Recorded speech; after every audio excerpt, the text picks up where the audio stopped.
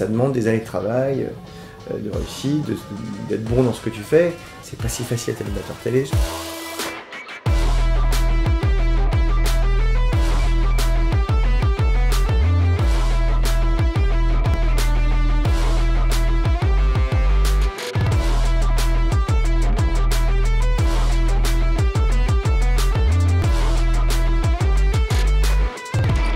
Alex, salut. Oui, bonjour, bienvenue chez moi, dans ma maison, dans mon décor. Ça fait un peu mégalo, hein, mais c'est pas... voilà.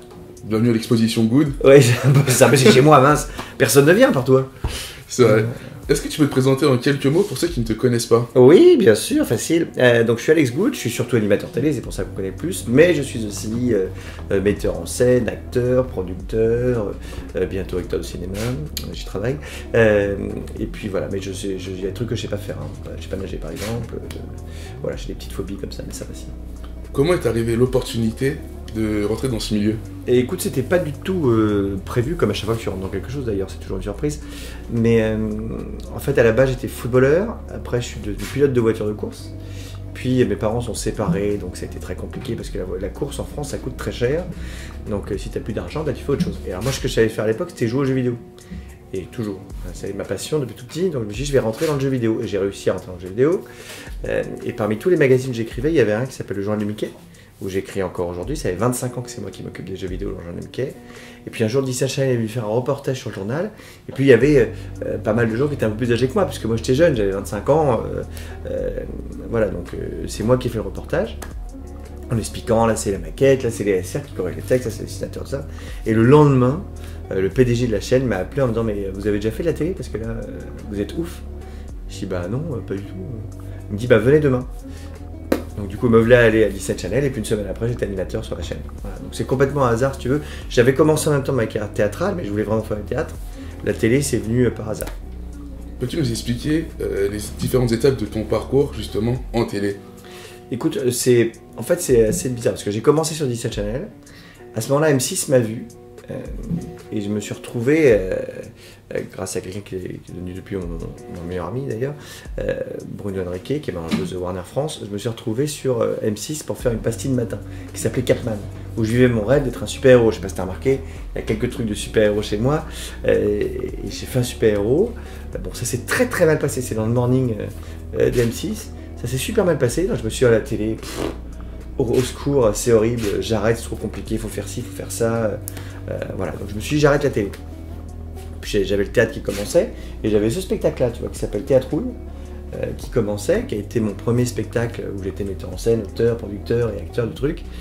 Et ça a très bien marché, et Canal est venu voir l'émission, Christelle Graillot, qui aujourd'hui est agente de comédien, elle est comédienne, Christelle, et elle m'a dit mais c'est génial le spectacle, il faut que tu sois sur Canal.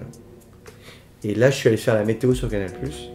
Et alors là, pour le coup, quand tu fais la météo sur Canal+, c'était quand même assez visible, c'était pas le grand journal. C'est juste l'année avant Louis Bourgoin. On n'était pas encore en plateau, donc ça faisait moins de buzz qu'aujourd'hui, vu qu'ils sont en plateau. Enfin, plus maintenant, parce que c'est fini, mais à l'époque, voilà. Et du coup, là, pour le coup, je me suis fait repérer par TF1, qui m'a vu là-dessus, du coup, qui m'a envoyé sur une chaîne qui s'appelait Jet, à l'époque, une chaîne de Call TV, qui n'a pas marché, mais en tout cas, où moi, j'étais...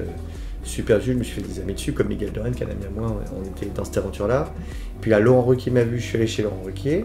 Mais j'ai fait très peu de temps chez Laurent, parce que j'ai duré un mois avant de passer sur M6, où ils m'ont vu chez Laurent, tu vois, et je suis passé sur M6 pour faire la météo, et là, c'est là où vraiment ça a explosé. C'est-à-dire quand j'ai fait la météo, même si M6 au début a dit, mais c'est quoi ce truc-là, il est fou le mec.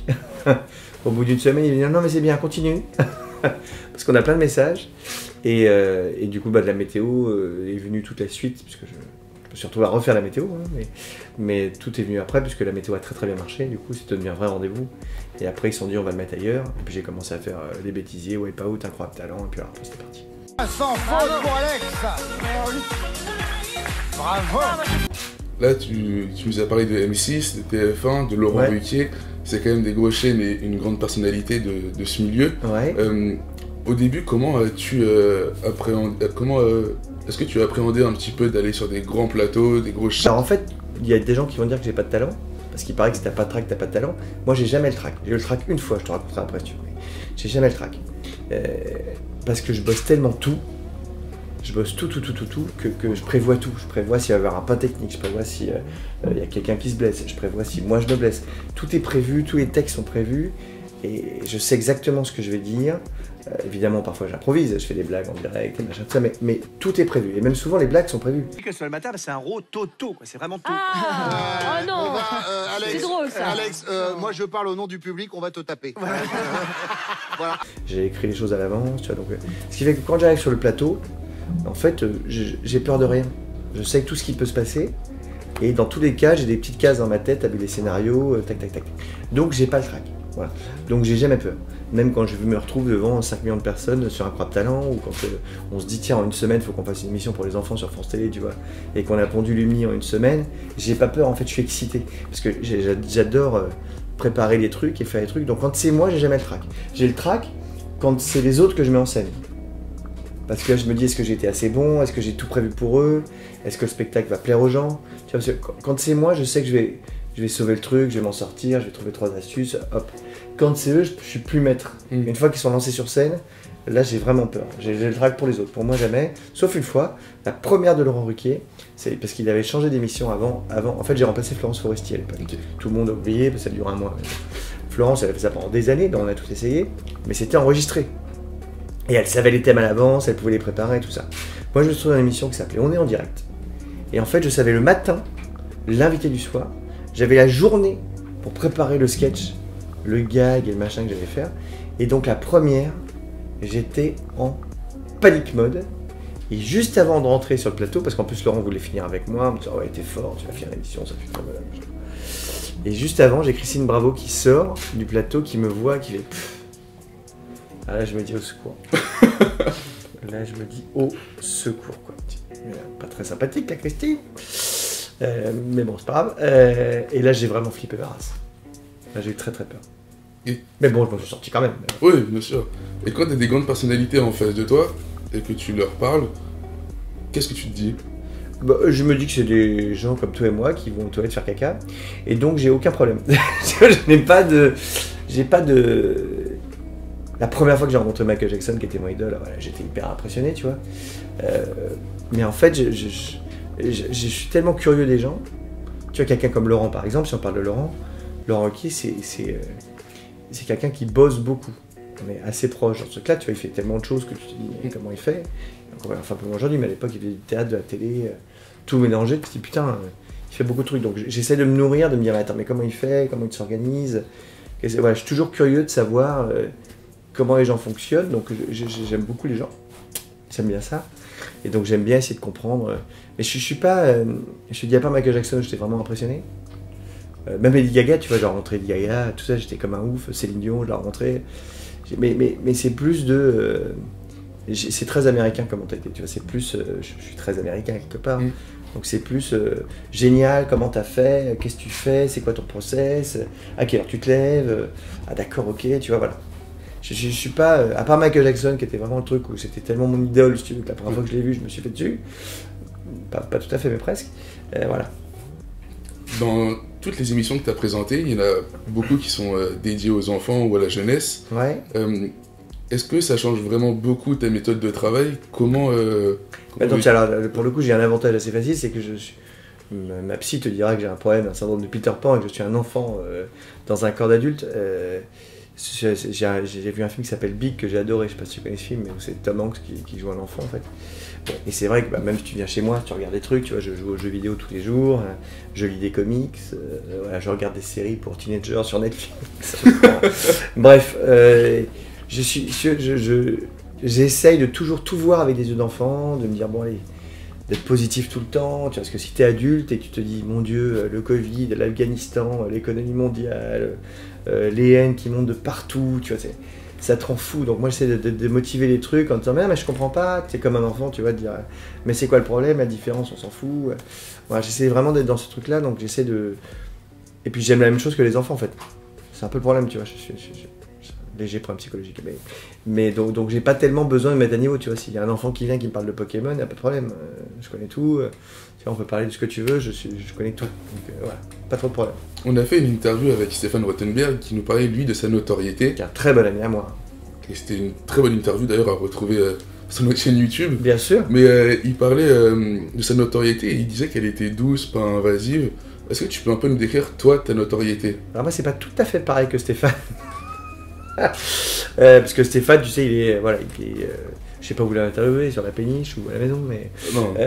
Voilà, bon, Stéphane, il est très discret, il fait des émissions très discrètes. Voilà, moi, j'étais beaucoup plus exposé quand j'ai fait mon coming out. D'un seul coup, je me suis retrouvé... tu vois, Stéphane, il n'est pas press people, moi je n'y étais pas non plus, et puis d'un coup, quand j'ai fait mon coming out, je me suis retrouvé tout le temps. Donc ça a un peu changé les trucs. Voilà, donc c'est pas évident, mais ça va en fait, franchement. Maintenant c'est passé, quoi, tu vois. Maintenant c'est sympa, les gens m'écrivent, je réponds toujours, j'essaie de répondre à tout le monde, ce qui n'est pas toujours facile, j'essaie de répondre à tout le monde. Mais non, bah, c'est pas non plus invasif, un point insupportable, ça l'a été pendant un moment, voilà, plus maintenant. Maintenant, je pense que c'est comme c'est passé dans le truc, que les gens ont compris, une fois que tu... Voilà.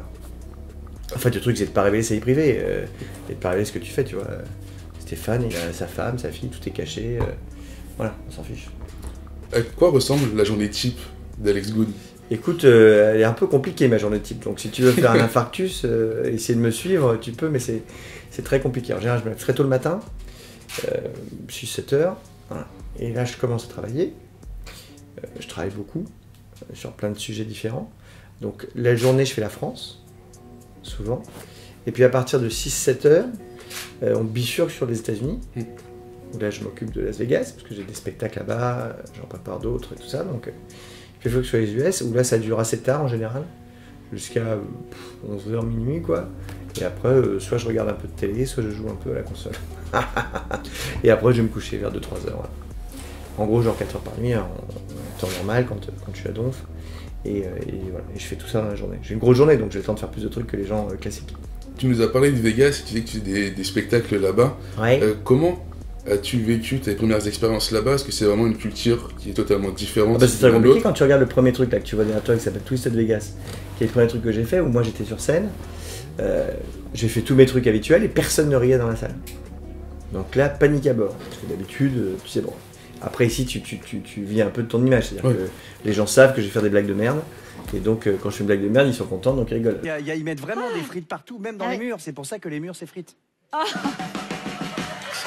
Là-bas, ils savent pas que je vais faire des blagues de merde, et puis c'est des blagues qui leur plaisent pas, donc du coup ça a été la panique à bord. C'est un premier spectacle, pas un rire, tu vois, je me dis, pourquoi j'ai fait ça, c'est quoi ce délire, parce que personne s'est dit, tu vois, le petit français il est ouf, il fait un spectacle dans la salle d'Elvis Presley, il y a 1700 places.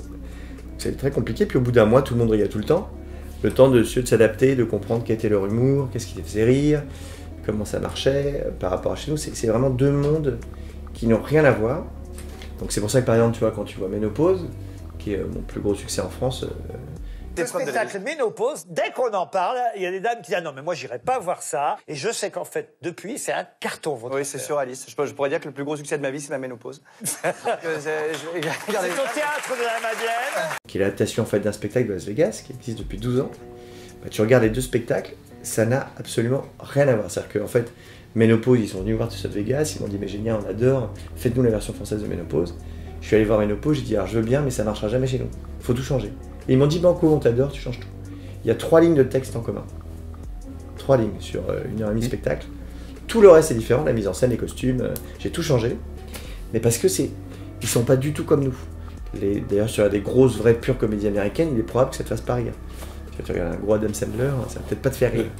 Mais c'est comme ça, donc ça a été compliqué de s'adapter. Maintenant, tu vois, maintenant ça va, j'ai compris comment ça marchait. Xavier marche depuis maintenant 5 ans à Las Vegas. On a été élu 3 fois meilleur show de magie de la ville, devant Copperfield, Penn Taylor, Chris Angel. Donc,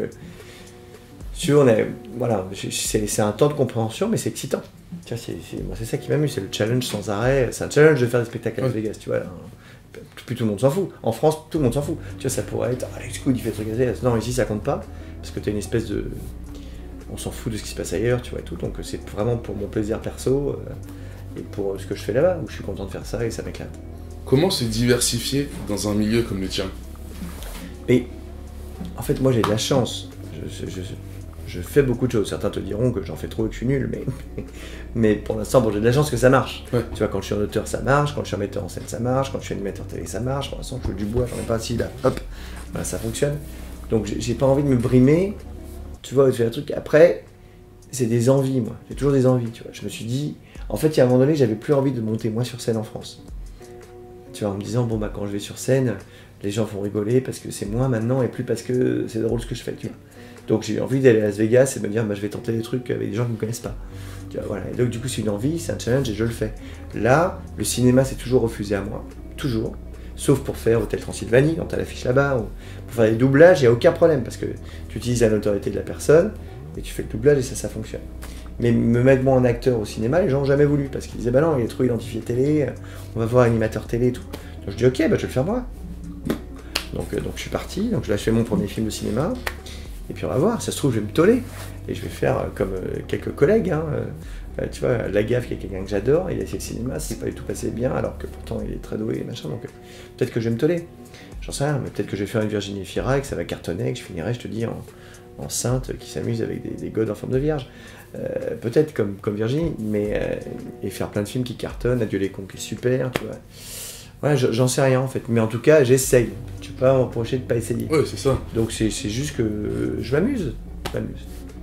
Tu nous parles d'un film sur lequel tu es actuellement.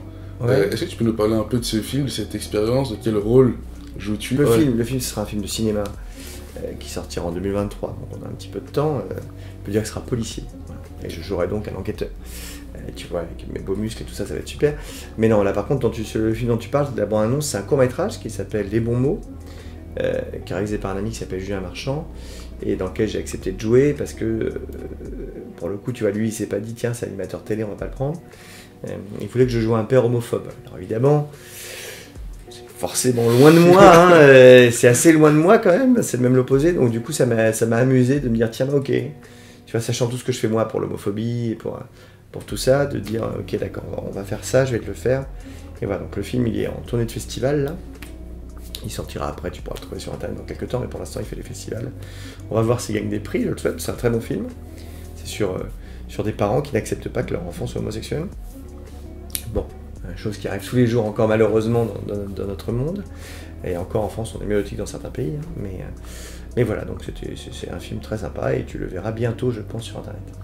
Pendant toute cette interview, tu as beaucoup parlé un petit peu de toutes les différences entre les hétéros et les homosexuels. Comment as-tu, toi, vécu ton coming out? J'ai vu que tu étais vachement investi dans tout ce qui est associatif. Oui, parce que c'est pas forcément évident.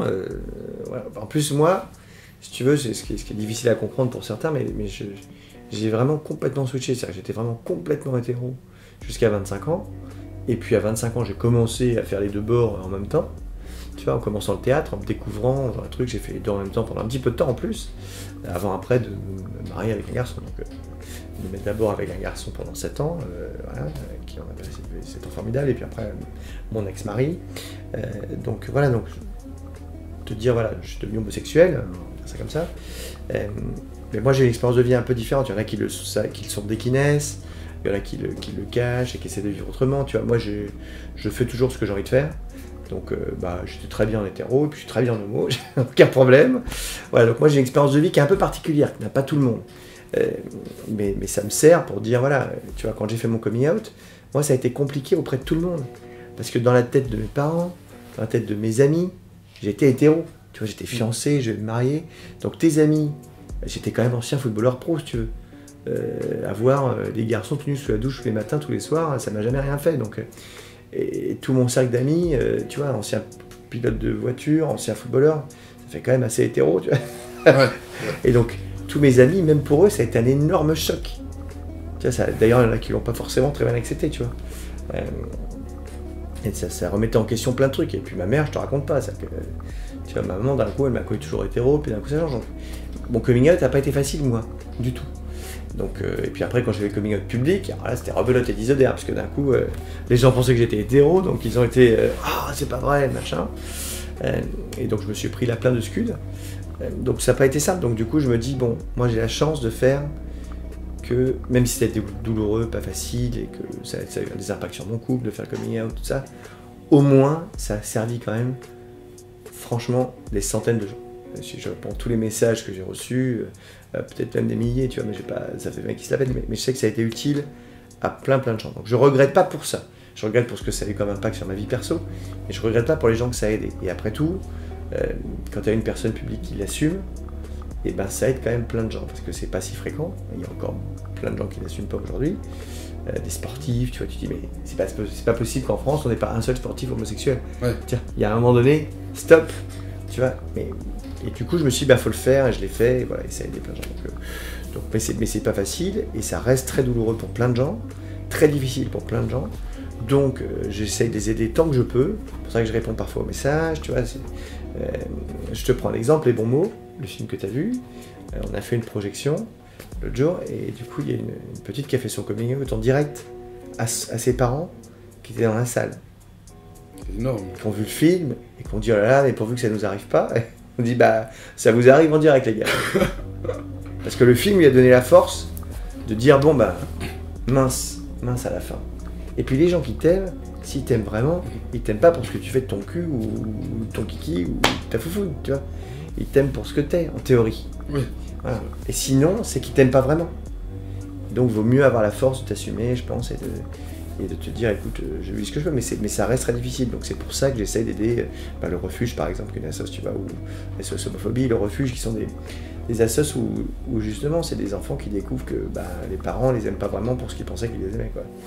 Tu vois, si tes parents t'aiment plus parce que t'es homo, bien sûr que c'est pas simple, bien sûr que ça peut être difficile, bien sûr que tu vois, tu peux te dire oh là là mince, je sais pas ce que c'est, voilà. Mais de là à ne plus aimer ton enfant, tu vois, c'est quand même un gap surréaliste, tu vois. Moi Elliot, je m'en fous, il fera ce qu'il veut, tu vois, peu importe. Que dirais-tu aux personnes qui nous regardent et qui aimeraient être à ta place? Que c'est pas si facile que ça en a l'air. Non, parce que toujours les gens te disent non mais attends, tu vois, il y a pas longtemps j'ai fait une interview où moi j'ai dit mon salaire sur mon émission parce que je m'en fous, tu vois. Je suis à l'américaine, moi j'ai pas de problème. Tu me demandes combien je gagne, je te dis combien je gagne. Je trouve que c'est motivant, moi. Je suis pas du tout dans la logique, tu vois, de me dire au secours, scandalous, voilà. Bon, j'aurais peut-être fait faire ma gueule parce qu'on est en France et pas aux États-Unis, mais si tu veux, enfin c'est. Peut-être que ça motivera des gens aussi. Moi c'est ce que j'espère, tu vois. Je me dis mais c'est voilà. Et puis je gagne pas non plus des milliards et des cents, tu vois. Je suis volontairement pas un animateur télé qui se fait payer des millions parce que je fais les choses par passion, je m'en fous. Voilà, donc je fais ce que j'ai envie de faire. Donc, et tu me dis c'est temps, j'ai ok d'accord, pas la peine de s'emmerder. Mais dans une logique très bizarre chez nous, où il faut pas gagner beaucoup, il faut pas réussir, faut pas, tu vois, ça fait que le boss de Moderna, c'est un Français qui s'est barré aux États-Unis, quoi. Ça m'énerve. En fait, moi je trouve que c'est l'inverse. Moi je trouve que ça te donne envie. Après, ça fait 26 ans que je bosse comme un damné 10 heures par jour, ou 12 heures par jour, ou 15 heures par jour parfois, et j'estime que je mérite ce que je gagne. Tu vois, j'ai pas de problème à dire non mais attendez, je bosse comme un fou. Donc même si une émission de télé ça vous paraît beaucoup, en fait on n'est pas beaucoup d'animateurs à la télévision française, hein.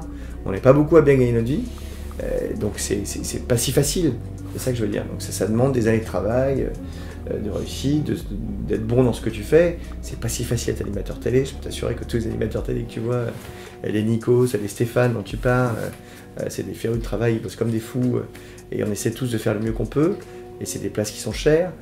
Voilà, donc j'essaie juste de me dire que ça va motiver les gens. Mais c'est pas si facile, tu vois, de faire une pièce qui marche. J'en ai fait qui sont tollés. C'est très difficile en fait. Ça fait 26 ans, si tu veux, que je sais pas ce que je fais dans 2 ans. Je sais toujours ce que je fais l'année d'après, parce que je prépare une année à l'avance. Je fais en gros un spectacle par an et des projets tous les ans.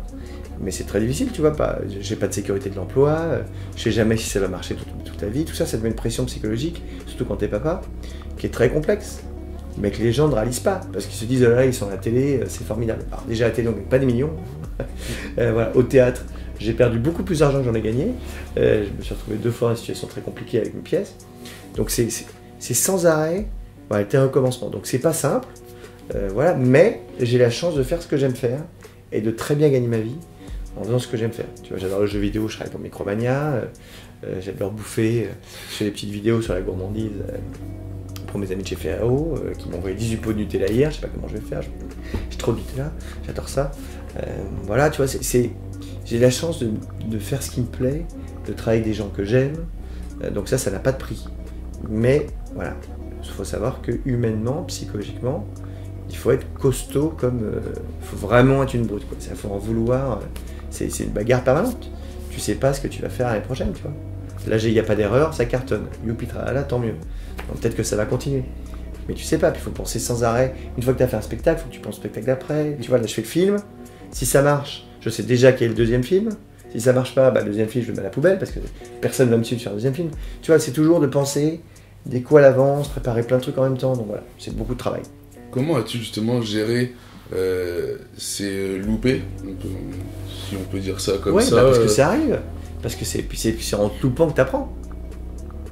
Tu vois, Twisted Vegas, ça a été un carton critique, un échec commercial énorme.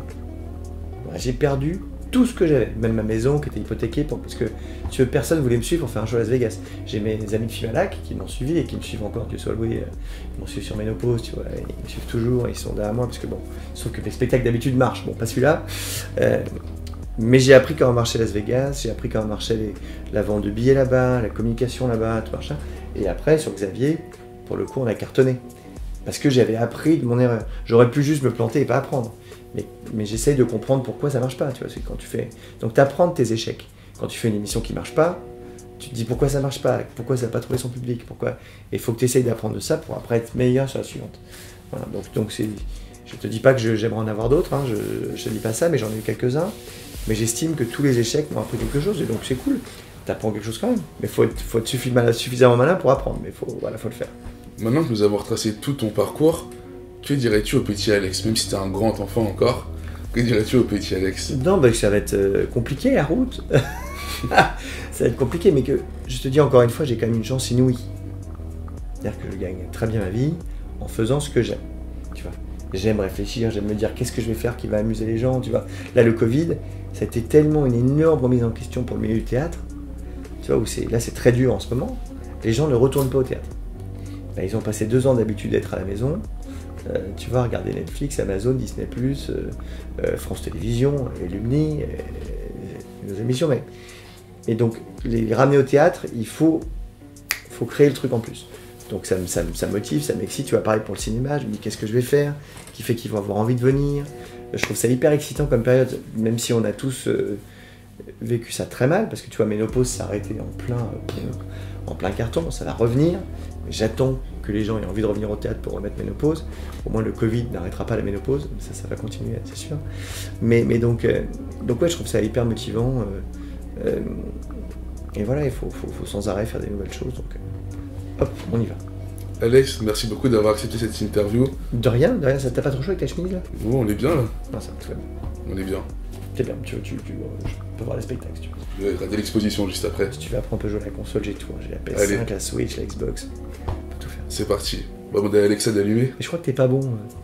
On va voir ça tout de suite. Ah ça, ouais on va pas le filmer, mais on verra.